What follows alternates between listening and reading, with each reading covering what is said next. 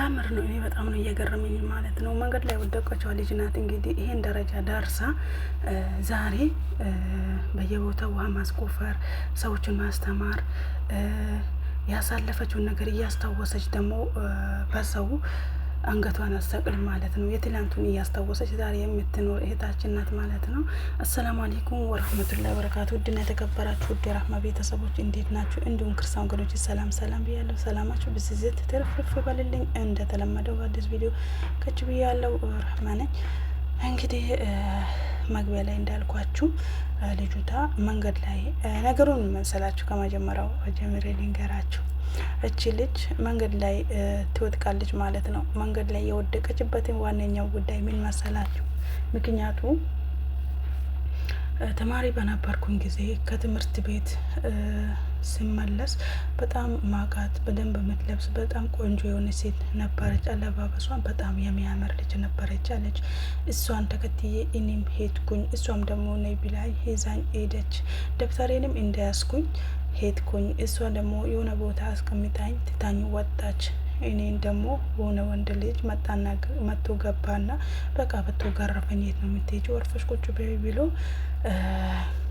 አስቀመጠኛለች። በዛን ሰዓት ደግሞ ያልሆነ ክስተት ነው የተከሰተው። እንግዲህ ቤትም ሳልሄድ 12 ሰዓት ሆነ። እንደምንም ብዬ ወደ ቤት ሄድኩኝ። ወደ ቤት ከሄድኩኝ በኋላ ደግሞ ከቤትም ተገረፍኩኝ። የቤቱም አልቀራልኝም ቤትም ተገረፍኩኝ አለች። ከዛ የሆነች ጓደኛ የነበረች እና ለእሷ ይሄን ብዬ አልነገርኳትም። ግን ያው ሴቶች ብዙ ነገር አለ አይደል? የምንደብቀው ነገር እንግዲህ ከሷውን ነገር ተነጋገርን። ከዛ በኋላ ደግሞ እየኖርን 2 ወር ሆናለች። እርግዝናዬንም ሳላውቀው 2 ወር ሆነኝ። ከዛ ሰው በፊት በጣም ቀጭን ነበርኩኝ። በኋላ ደግሞ ሰውነት እየፋፋ ምናምን ስመጣ ወንድሜ ምንድነው እቺ ልጅ ምግብ አትበላም አለች እናቴ። ከዛ ምንድነው ብሎ የሐኪም ቤት ይዞኝ ሲሄድ ነገርኩት አለች። እንዴት እንደሚያርገኝ እንደሚያቅለሸልሸኝ ነገርኩት። ሲነግረው እርግዝናዬን ነገረ አለች። እርግዝናዬን 4 ወር እርግዝናት ብሎ ተናገረ። በሚያናገር ሰዓት ወንድሜ ምንም አላለኝም፣ እቤት ይዞኝ ሄደ አለች ማለት ነው። እቤት ይዞኝ ሄደ። ለእናቴ ነገራት። እሱ ምንም ሳይለኝ እናቴ 30 ብር ነው ስንት ነው አውጥታ ሰጣኝ። ያስረገዘችኝ ሰውዬ ሄጅና መንገድ ላይ ፈልጊው ብላ ከቤት አስወጣችኝ አለች። እንግዲህ ከቤት ካስወጣችኝ በኋላ እኔ ተሳፍሬ ሄጄ የትም ቢሆን መንገድ ላይ ቁጭ ብዬ እነሱ ሰዎች ነበሩ የሆነ የሚበሉ ምግብ ምናምን ነበረ። የእነሱን ትርፍራፊ እየበላውኝ ኖርኩኝ ለተወሰነ ጊዜ አለች። እንግዲህ አሁንም ቀረም መወለዱ አይቀርምና ልጁን ወለደች ማለት ነው። ከወለደች በኋላ እንግዲህ ቤተሰቦቿ ከቤት ያባሯታል። ድጋሚ ከቤት አባሯት። የትም መሄጃ ስታጣ ወደ ሌላ ከተማ ሄዳ እንግዲህ ካለችበት ሀገር ወጣች ማለት ነው።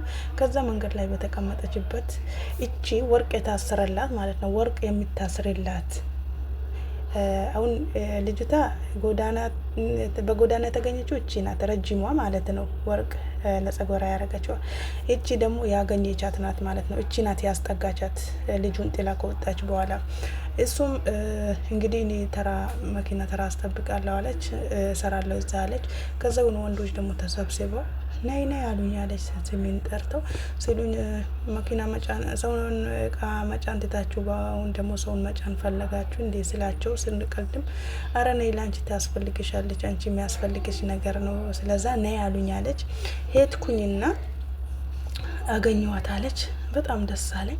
ከዛ ምንም ሳንል ቤት ይዣት ነው የሄድኩትኝ አለት። ቤት ይዣት ሄድኩኝ። አንድ ወንድሜ ያለ እና ሴት ልጅም ነበረች እና እዛ ገባን። ቤት ልብሱ የምትቀይረው ምናምን ሰጠዋት።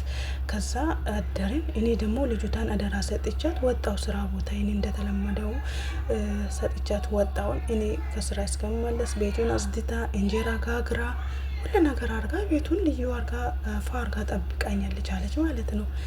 ከዛ እንደዛ አድርጋ ቤቱ በቃ ሞቆ ብሎ ነው የጠበቀኝ። ወደ ቤት ሲመለስ ቤቱ ልዩ ነው የሆነው። ከዛ ማን መጣ ቤት? ወንድሜ ነው እንደ የሰራው አይደለም። ማን ይሄን አደረገ?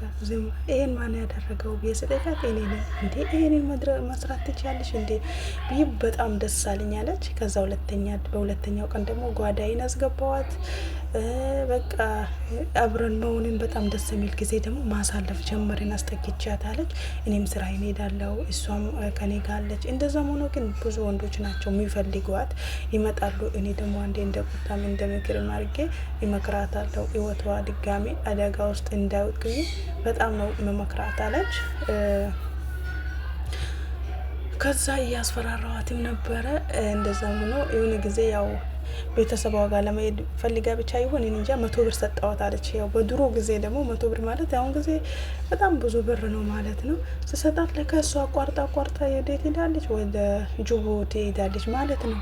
ጅቡቲ እየሄደች እንግዲህ ሳይገናኙ ሳይደዋወሉ ብዙ አመትን ረጅም አመትን ቆዩ ማለት ነው። ከዛ እቺ ልጅ ደግሞ እቺ ሴትያ ደግሞ ለሷ ትልቅ ውለታ ነው የዋለችላት ማለት ነው። በዛን ሰዓት የስንቱን መጫወቻ ትሆን ነበር። እኛ ሴቶች እኮ ብዙ ፈተና ነው ያለብን። ወንዶች ቢሆኑ መንገድ ዳርም ተኝተው በረንዳም ተኝተው ያድራሉ። ለሴት ግን በጣም ለሴት ልጅ በጣም ከባድ ነው እና እንደዛም ሆኖ ሄደች። ከሄደች በኋላ በቃ አልተገናኙም። እሷ ደግሞ ስንት ጊዜ ይሁን ወላው አለም ጅቡቲ ቆይታ ከዛ ወደ ጃፓን ሄደች ማለት ነው። ጃፓን ገባች። ከዚህ ሴትያ ምንም ሊገናኙ አልቻሉም። እቺ ልጅ ግን በውስጧ እቺ ሴት አልጠፋችም። ምክንያቱም ደግ የሰራ ሰው መቼውም አይረሳም። ያዘራው ነው የሚያጭደው ማለት ነው። እንደዛም ሆኖ እየኖረ ቲክታክ ላይ አስተምራለሁ አለች። በእኔ የደረሰው አንድ ሰው የሰው ቤት ይሰራል ሲባል በቃ የድሮ የራሴን ነው እያስታወስኩኝ ያለሁትኝ አለች።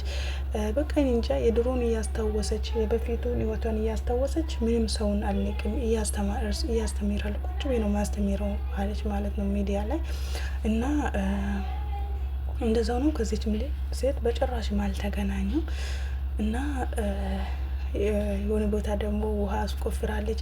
ማሻላ በጣም ትልቅ ቦታ ደርሳ በቃ አሉት ከሚባለው ሰዎች ጋር ሁና ተገኝታለች ማለት ነው። ወጥቃ አልቀራችም። ያኔ የማኑንም ወጭ መጫወቻ እንዳትሆን ደግሞ መከላከል ሆናላታለች ካላ በታች።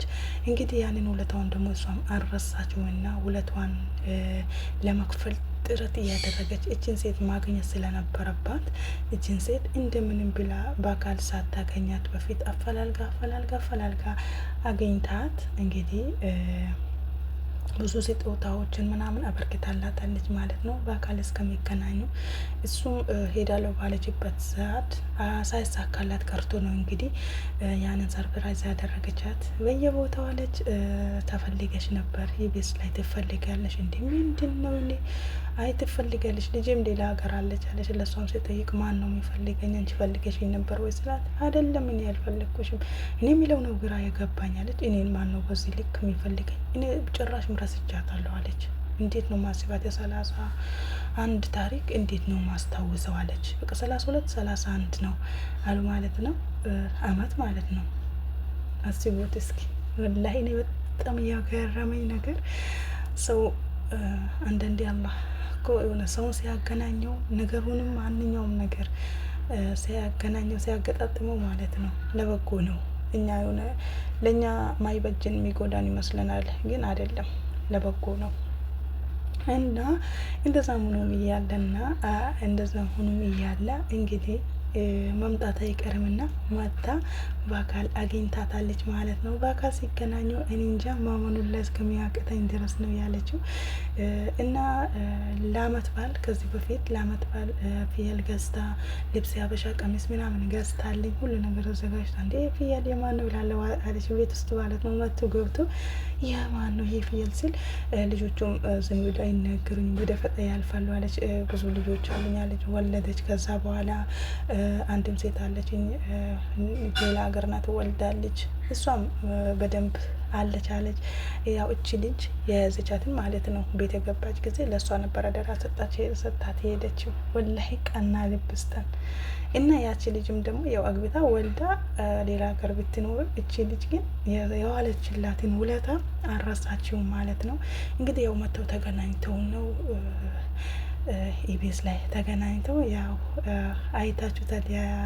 ያሰረችላትን ወርቅ ስጦታ ገዝታላት ማለት ነው። እኔ አለኝ አሁን አለው ሁሉ ነገር አለኝ ለአንቺ ምንም አላረግልሽም፣ ግን ማረግልሽ ልጆችሽን ወደ ጃፓን እወስድልሻለሁ፣ መማርም ካለባቸው መስራትም ካለባቸው እወስድልሻለሁ ብላኛለች አለች። እንግዲህ የእኔ ቤተሰቦች በጣም ሀብታሞች ናቸው አለች። እንደሷ ግን ማንም የሚያፈላልገኝ የለም፣ ማንም አፈላልጉኝ አያውቅም። እሷ ናት በዚህ ልክ ተንገብግባ ስትፈልገኝ የነበረችው። ቤተሰብ ኖሮኝ ራሱ እንደዚህ አልፈልገኝ። በጣም ነው ታምር የሆነብኝ። አንድ ዳቦ ለሁለት ቆርሰን ብንበላው የዘራ ነው የምናጭደው ብላ ሴት የራሱ በጣም እንባኑን ለመቆጣጠር ያቃታት። ምክንያቱም ባላሰበችበት ህልም እኮ ነው፣ ህልም ነው የሆኑ ማለት ነው። የሁሉም የወንዳ ህልም ነገር ነው ማለት ነው።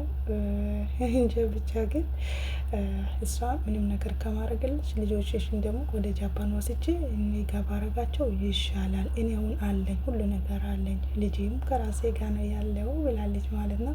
አድጎላታል ልጇ ትልቅ ሆኗል ማለት ነው። አሁን 34 አመቱ ነው አለች። መቼም እንደወደቅን አንቀርም፣ መነሳታችን ግን አይቀርም ማለት ነው። ነገሩን ችግሩን ሁሉንም ነገር ተቋቁመን ካለፍ ነው የኛ ጥንካሬ የኛ ብርታት ካላት በታች ያስፈልጋል።